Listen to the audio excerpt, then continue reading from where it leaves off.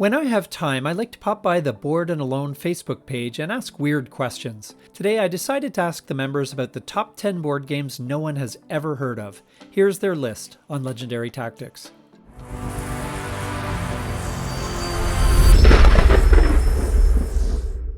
The actual question I asked was, so what are your favorite uncommon games designed for solo play or otherwise that you play with the family? My goal is to unearth some gems that you might not have heard of so that you can check them out for yourself. So here they are in no particular order. Pass the Pigs is a tabletop dice game where players toss two small pig-shaped dice to score points based on how they land. Their positions go by names such as Snouter, Razorback, Hoofer, and Jowler, each representing different point values. Players take turns tossing the pigs and accumulating points based on the combinations they land. After the roll, players decide whether to try for more or not, but if the pigs land in a bad way, the player gives up all the points earned thus far. The player with the highest score at the end of the game wins. It's a fun and lighthearted game suitable for players of all ages. Even though it's a luck-heavy game, Pass the Pigs really stands out. It's like a fun twist on dice games, except the dice are pigs and how they land makes all the difference. The charm is in the unpredictability and the pigs themselves. Their odd shapes, ears, and tails actually affect how they land. It's goofy, fast-paced, and surprisingly tense at times. At the end of the day, Pass the Pigs isn't about deep strategy. It's just a fun, silly filler game that knows exactly what it is and nails it. Star Wars Epic Duels is a dynamic board game where players engage in battles between iconic characters across various Star Wars locations. Players select a major character accompanied by minor characters, each with their own unique deck of cards for attacks, defense, and special abilities. The game offers different modes of play, including one-on-one battles, team-based matches, and free-for-all battles for up to 6 players. Battlefields range from the Geonosis Arena to the Emperor's Throne Room, each with its own unique traits and challenges. With 31 figures, 12 character cards, 378 action cards, battle boards, and rules, players can immerse themselves in thrilling Star Wars conflicts. Star Wars Epic Duels isn't the deepest strategy game out there, but that's part of its charm. What it lacks in complexity, it more than makes up for in personality. Each character team comes with its own unique deck, full of thematic powers and quirks that really bring them to life. And with 66 different team matchups in a 2-player game, there's a ton of variety to keep things interesting. Sure, the game isn't perfectly balanced, some matchups can feel pretty one-sided, but oddly that kind of works in its favor. Playing the underdog adds to the Star Wars feel and keeps it from becoming too dry or mechanical. Component-wise, it's not top shelf. The boards and minis are simple and the cards are nothing fancy. But for a game that launched at $25 for a mass market audience, the overall package is actually pretty solid. It's just a fun, breezy Star Wars brawl. Not meant to melt your brain with strategy, just a great way to enjoy some lighthearted duels in a galaxy far, far away with fellow fans. Transformers Armada Battle for Cybertron offers players the chance to engage in robot battles set in the Transformers universe, using a system reminiscent of Star Wars Epic Duels. Featuring 8 detailed PVC figures from the Transformers Armada series, along with character cards, action cards, battle boards, a movement die, and wound markers, players can have the Autobots and Decepticons fight it out. If you're into Transformers, or at least not turned off by the theme, and can't get your hands on Star Wars Epic Duels, this game is a fantastic alternative. And honestly, even if you already own Epic Duels, this one's different enough that it's worth having both in your collection. It's not a game you'll play all night, but it's perfect as a quick warm-up or filler. It shines in 2-player mode, but also supports team battles and chaotic free-for-alls. And it plays fast, great for killing time while waiting on your game group. What's surprising is that it's not just dumb fun. There's real depth in the card play and movement, especially thanks to how the arenas work. Some matchups aren't perfectly balanced, maybe skip Smokescreen versus Megatron, but the thematic balance is spot on. Megatron versus Optimus is epic, just like you'd expect. Speaking of theme, the game gets it right. Each character's powers actually feel like what that Transformer would do. Starscream has cards called Delusions of Grandeur that reward or punish depending on success, and Optimus can literally transform and ram opponents. It's clever and a real treat for fans. In short, it has a cool theme, fun minis, great artwork, and solid mechanics. Definitely worth checking out if you love Transformers or enjoy light thematic skirmish games. One Night Ultimate Werewolf is a rapid-paced game for 3 to 10 players with no moderator or elimination, lasting about 10 minutes per round. Each player receives a secret role including werewolves, troublemaker, seer, and more, each with unique abilities. The goal is to identify and lynch the werewolves before morning breaks. With its quick and engaging gameplay, no two rounds are alike, making it highly replayable. Additionally, it can be combined with the expansion One Night Ultimate Werewolf Daybreak for even more variety and excitement. One Night Ultimate Werewolf captures the core experience of classic Werewolf, but condenses it into a thrilling, fast-paced microgame that plays in just 5 to 10 minutes. It keeps all the tension and bluffing you'd expect, and it even works with as few as 3 to 5 players. The clever use of an app streamlines the game beautifully, adding narration and background noise to heighten the experience. While it's shorter and lacks the long-term voting strategies of full Werewolf, it still provides real moments of deduction and surprise, making it surprisingly rich for such a quick game. Bluffing and misdirection are essential, and roles like the Robber, Troublemaker, and Tanner create just the right level of chaos to keep things fresh. The game really shines in group discussion, where reading players' behavior becomes just as important as what they claim. It's endlessly replayable thanks to variable roles and a snappy playtime, and perfect for introducing social deduction to newer players. If you love games like The Resistance, Coup, or Love Letter, this might be your next favorite go-to filler game. Samurai Sword is a game inspired by the popular Bang game mechanics, but set in feudal Japan. It offers dynamic and fast-paced gameplay, with an innovative scoring system based on honor points and resilience points, ensuring no player elimination. Players engage in continuous battles until the end, with weapons and attacks combined into single cards for added strategy. Before diving into the gameplay, I have to say, Samurai Sword has a really appealing Japanese theme, and the artwork fits the vibe perfectly. But once you start playing, things get a bit more complicated. One of the key changes from Bang is that Samurai Sword removes player elimination, which sounds like a great fix, no more sitting around after getting knocked out early. But the trade-off is that players can end up just trading honor points back and forth without making much progress, which can make the game feel kind of repetitive. There's a rule to help with that. Everyone loses an honor point when the draw pile runs out, but it feels more like a patch than a natural part of the gameplay. Also, this game just doesn't work as well with smaller groups. Reportedly, playing with 4 people means that the hidden roles were obvious within a few turns, so it really lacked the tension that hidden identity games thrive on.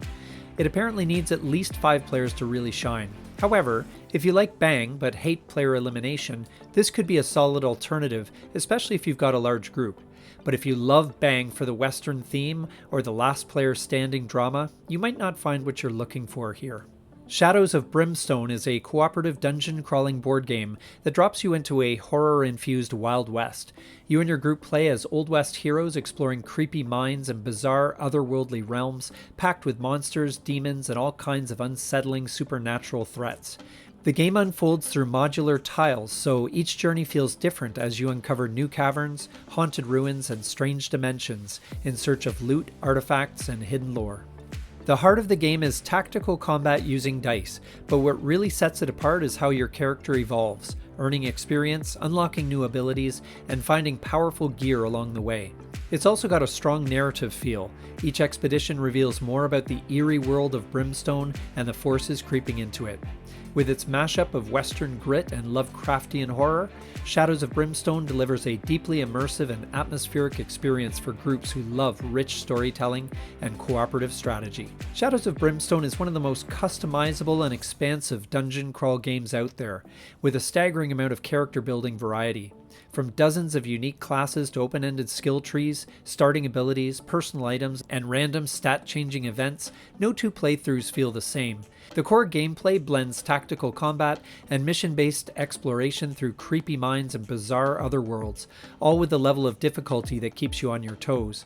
While the game's narrative isn't its strongest suit, the setting and tense gameplay more than make up for it. If you enjoy tough dice-based challenges and deep character progression, this game shines. That said, there are some drawbacks. The base game is expensive and light on content for the price, almost pushing you to buy expansions to get the full experience. The add-ons are excellent, offering more enemies, heroes, and missions, but they also feel like content that should have been included from the start. The game can be hard to manage with too few or too many players, and the lack of guidance on how to mix expansions is frustrating, especially given how central expansions are to the game's model. Still, if you're into co-op dungeon crawls with tons of content and don't mind investing in extra material, Shadows of Brimstone could easily become a favorite. Town Builder Coordin is a strategic board game set in medieval Coordin, where players compete to develop the city. Through resource management and strategic building placement, players construct buildings, attract residents, and earn victory points. With its blend of city planning and strategic gameplay, the game offers an engaging experience as players aim to create the most prosperous city in medieval Netherlands. Coordin is a charming and visually stunning card drafting and tableau building game that combines simple mechanics with meaningful decisions. You're building up the Dutch town of Coordin by collecting and playing cards to add buildings to your district, each with potential bonuses or scoring abilities.